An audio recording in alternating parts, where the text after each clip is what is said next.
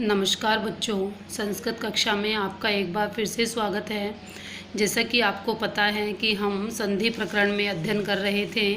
संधि प्रकरण के अंतर्गत हमने स्वर संधि का अध्ययन किया। स्वर संधि के पश्चात कल की कक्षा में हमने व्यंजन संधि स्टार्ट की थी और व्यंजन संधि के अंतर्गत हमने ष्टुत्व संधि और ष्टुत्व संधि का अध्ययन किया था। प्यारे बच्चों, मैंने आपको बताया था कि ष्टुत्व संधि, तो मैंने आपको बताया था कि नाम से ही प्रतीत हो जाता है। से के साथ तो च वर्ग चलेगा और से के साथ तय वर्ग चलेगा, अर्थात से और तय वर्ग के स्थान पर श और च वर्ग आदेश हो जाता है। तो इस तरह से हमने उसका अध्ययन किया था और इसी तरह से हमने ष्टुत्व संधि का अध्ययन किया था। ष्टुत्व संधि के अंतर्गत भी मैंने आपको बताया था बच्चों कि श और तय वर्ग के स्थान के साथ यदि से और तय वर्ग हो तो से और तय वर्ग के स्थान पर षटकोण वाला श और तय वर्ग आदेश हो जाता है। ठीक है।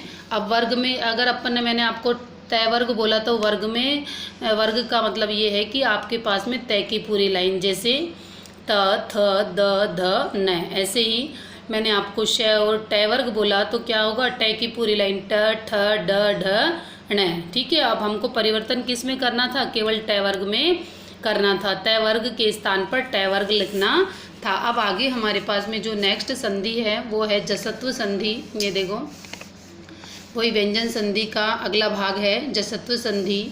अब इसका सूत्र है, अब देखो बेटा, ये भी नाम से ही प्रतीत होता है। झलों के स्थान पर जश आदेश हो जाता है। अब देखो, झलाम जशो अंते, झलाम जशो अंते, झलाम जशो अंते, अर्थात सूत्र के अनुसार देखिए, पदांत झल प्रत्याहार के अंतर्गत वर्ग का, अब देखो झल में कौन कौन आता है, वर्ग, जो जैसे मान लो आपके पास कै वर्ग है।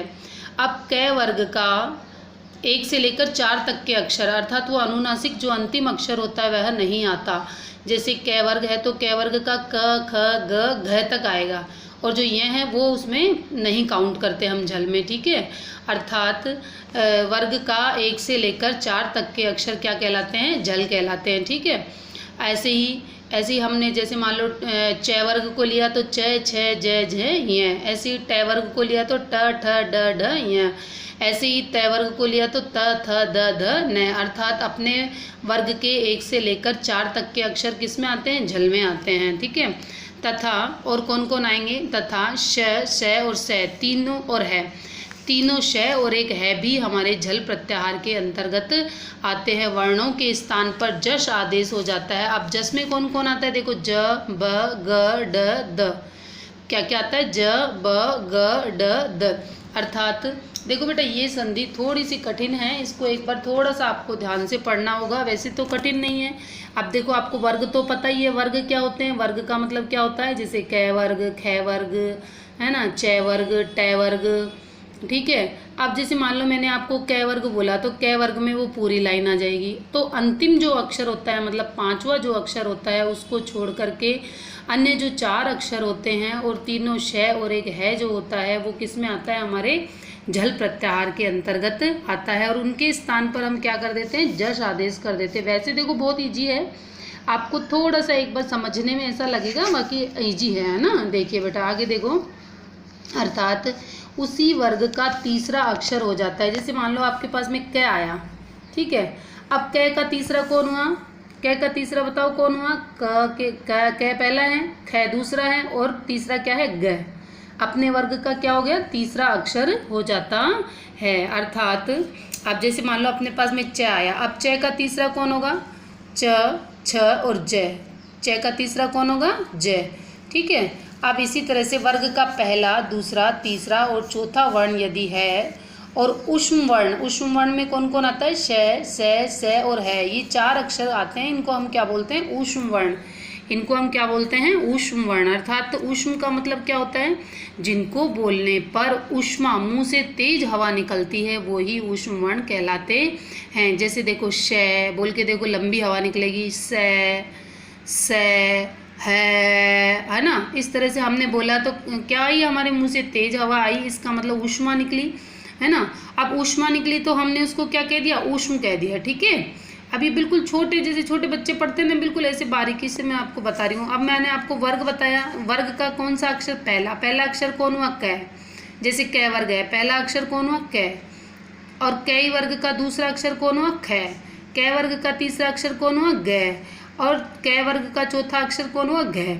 ठीक है, अब ऐसे ही यदि हम आगे देखते हैं, इन झलों के स्थान पर क्या आदेश हो जाता है, जश आदेश हो जाता है, तब वर्ग के तृतीय वर्ण ज ब ग ड द आदेश हो जाता है। देखो जैसे मान लो अब ये इन्होंने सबसे पहले जय बताया, ठीक है, अब जय किसका तीसरा है बताओ, आप मुझे बताइए जय किसका तीसरा होगा। अब जैसे मान लो अपने पास में कै वर्ग है, अब कै का तीसरा कौन होगा गै, क ख ग।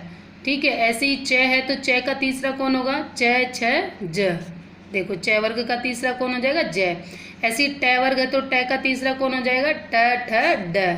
ठीक है, ऐसे ही त वर्ग है तो त का तीसरा कौन हो जाएगा त थ द। ठीक है, तो हमको अब उसी जो भी हमारे पास में शब्द आएगा उसी शब्द का तीसरा अक्षर हमको करना है। अब देखो इसके उदाहरण देखते ही आपको समझ में आ जाएगा। जैसे वाक प्लस ईश है, अब वाक है तो अब मैंने आपको बताया था कि ये अपने वर्ग का कौन सा अक्षर हो जाता है तीसरा। अब वाक अपने वर्ग का तीसरा अक्षर होगा तो क्या बन जाएगा क ख ग, क की जगह क्या आ गया ग, तो क्या बन गया ये वागीश, क्या बन गया वागीश। ऐसे ही जगत, अब जगत है तो हम क्या करेंगे जगत प्लस ईश है तो तय का तीसरा कौन हो जाएगा त थ द, कौन हो जाएगा तीसरा द, तो क्या बन जाएगा ये जगदीश। ऐसे ही षट प्लस आनंद तो ट की जगह क्या हो जाएगा ड, क्या बन जाएगा षडानंद। ऐसे ही दिक प्लस अंबर क्या बनेगा दिगंबर। एच प्लस अंत, अच प्लस अंत तो च के स्थान पर च छ ज, च का तीसरा कौन हो गया जय, तो क्या बन जाएगा अजंत। ठीक है बेटा, ऐसे ही सुप प्लस अंत तो पै की जगह क्या बन जाएगा बै, तो क्या बन जाएगा ये सुबंत। ऐसे ही षट प्लस दर्शन क्या बन जाएगा षड दर्शनम। ठीक है, तो दिक् प्लस गज तो क्या बनेगा दिग्गज। वाक प्लस दानम, अब कै है तो कै को क्या हो जाएगा ग, तो क्या बन जाएगा ये वागदानम। सत्य प्लस आचार तो क्या बन जाएगा तय की जगह क्या हो जाएगा द, तो क्या बन जाएगा ये सदाचार। ऐसे ही अत प्लस अंत क्या बनेगा तय का तीसरा कौन हो जाएगा त थ द, तो क्या बन जाएगा ये अदंत। ठीक है, अब आपको समझ में आ गया होगा मेरे है ना, मेरे हिसाब से अब तो बिल्कुल समझ में आ गया होगा, क्योंकि इसमें अपन को केवल क्या करना है जशत्व संधि में अपने वर्ग का तीसरा अक्षर करना है। अपने वर्ग का कौन सा अक्षर करना है तीसरा अक्षर करना है। अर्थात अगर क है तो ग करेंगे, क ख ग, क की लाइन में तीसरा अक्षर कौन है ग है ना। ऐसे ही च है तो क्या करेंगे च छ ज कर देंगे। इसी तरह से ट है तो ट ठ ड कर देंगे। ऐसे ही त है तो त थ द कर देंगे, और प है तो प फ ब कर देंगे। ठीक है, क्या कर देंगे ब कर देंगे। जैसे मान लो प वर्ग आ गया, अंतिम शब्द अपने पास में प आ गया तो प को हम क्या कर देंगे ब बना देंगे, अर्थात उसी वर्ग का तीसरा अक्षर बना देते हैं, उसी वर्ग का तीसरा अक्षर आदेश हो जाता है। अब देखो ग्रह कार्य क्या है। दो लिखित पदेशु संधि विच्छेद अथवा संधि कृत्वा संदेह नामापि लिखित है। मैं आशा करती हूँ बेटा आपको समझ में आया होगा। ठीक है, ऐसे ही अब देखिए, अब हमको देखो क्या करना है दिग प्लस गज।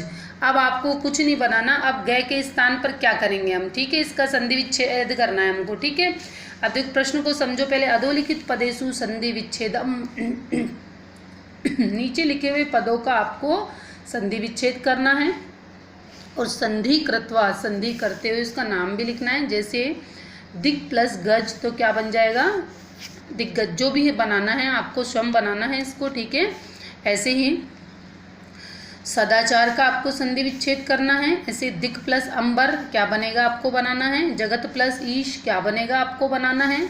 ऐसे ही वाक प्लस ईश क्या बनेगा आपको स्वयं से बनाना है। ठीक है, और अपने आप यदि बनाओगे तो आपको निश्चित रूप से इसमें आपको करना आएगा। ठीक है, जब तक रिटर्न वर्क हम नहीं करते ग्रामर में तो हमको आती नहीं है। ग्रामर के लिए हमको बार बार अध्ययन करना, बार बार लिखना, बार बार बोल करके पढ़ना बहुत ही आवश्यक है। हम देखो आगे अगला क्वेश्चन है, जसत्व संधि को अच्छे से पढ़ना है, आपको लिखना है और याद भी करना है। इसमें कुछ नहीं करना, वर्ग का केवल क्या करना है तीसरा अक्षर करना है। वर्ग का कौन सा अक्षर करना है तीसरा अक्षर करना है। देखो बेटा, जैसे जिस तरह से हमने कल एक टेस्ट लिया था उसी तरह से मैंने आज भी आपके लिए एक छोटा सा रिवीजन टेस्ट बनाया है। बहुत सारे बच्चे रिवीजन टेस्ट में इन्वॉल्व हुए थे मेरे साथ में, और आज भी आपको रिवीजन टेस्ट से जुड़ना है। टेस्ट से जुड़ते समय आप ये ध्यान रखेंगे कि आप अपना नाम और अपनी कक्षा और सेक्शन ज़रूर लिखें ना, जिससे मुझे पता चल सके कि कौन कौन बच्चा पूरे विवेक के साथ पढ़ रहा है, लगातार अपनी मेहनत कर रहा है। ठीक है बेटा, अब देखिए रिवीजन टेस्ट के अंतर्गत क्या है। अधोलिखित पदेषु संधि विच्छेदम अथवा संधि कृत्वे नामाप्य लिखित है। नीचे लिखे हुए पदों का आपको संधि विच्छेद करना है और संधि का आपको नाम भी लिखना है। ठीक है, जैसे जगदीश है तो आपको बनाना है कि इसमें जब अपन टुकड़े करेंगे तो वर्ग का तीसरा है तो क्या हो जाएगा, पहला हो जाएगा, है ना। यहाँ पर वर्ग का तीसरा है तो क्या हो जाएगा, पहला हो जाएगा। ठीक उसी तरह से आपको सदाचार का बनाना है, वागीश का बनाना है, और दिक् प्लस अंबर का बनाना है, षट प्लस दर्शन का बनाना है आपको। ठीक है, इस तरह से आपको ये मुझे टेस्ट देना है। और टेस्ट किस तरह से देंगे छात्र, सभी को पता है। सभी छात्र मुझे टेस्ट के प्रश्नों के उत्तर यूट्यूब पर टीका के माध्यम से देंगे, कमेंट के माध्यम से देंगे। छात्र अपना नाम भी लिखेगा, कक्षा और वर्ग भी लिखेगा। ठीक है, और जो बच्चा बिल्कुल सावधानी से पढ़ रहा है उसके नाम मैं बिल्कुल नोट करके रखूँगी, किस किस बच्चे ने मुझे जवाब दिए थे। ठीक है बच्चा, और अगर आपको इससे रिलेटेड कोई भी है ना समस्या है या कुछ समझ में नहीं आया तो आप मुझसे पूछ सकते हैं। ठीक है, हाँ बिल्कुल पूछें मेरे से। यदि आपको समझ में नहीं आया है तो अपन को इसमें केवल और केवल क्या करना है, पहले का तीसरा और तीसरे का पहला करना है, यही इसका नियम है। इतना सा नियम आपको याद रखना है। और मैंने आपको बताया था कि आपको वर्णमाला निश्चित रूप से याद होनी चाहिए। जिस बच्चे को वर्णमाला आती है वो बच्चा बिल्कुल संधि का जो कार्य है बहुत ही ईजी तरीके से आसानी से कर सकता है ना। तो बेटा थोड़ी वर्णमाला को भी एक बार पढ़ लेवें। आपके घर में यदि छोटे बहन भाई हों तो उनसे किताब लेकर के पढ़ लेवें, अन्यथा आप स्वयं से ढूंढ करके है ना वर्णमाला को पढ़ें। ठीक है, यदि वर्णमाला आपको अच्छे से आती है तो संधि आप निश्चित रूप से कर सकते हो। यदि इससे रिलेटेड कोई प्रश्न आपको मुझसे पूछना हो तो पूछ सकते हैं। यदि आपको मेरे द्वारा दी गई जानकारी पसंद आई तो आप मेरे चैनल को लाइक करें, शेयर करें, सब्सक्राइब करें। घर पर रहें, स्वस्थ रहें, सुरक्षित रहें। धन्यवाद। जय हिंद।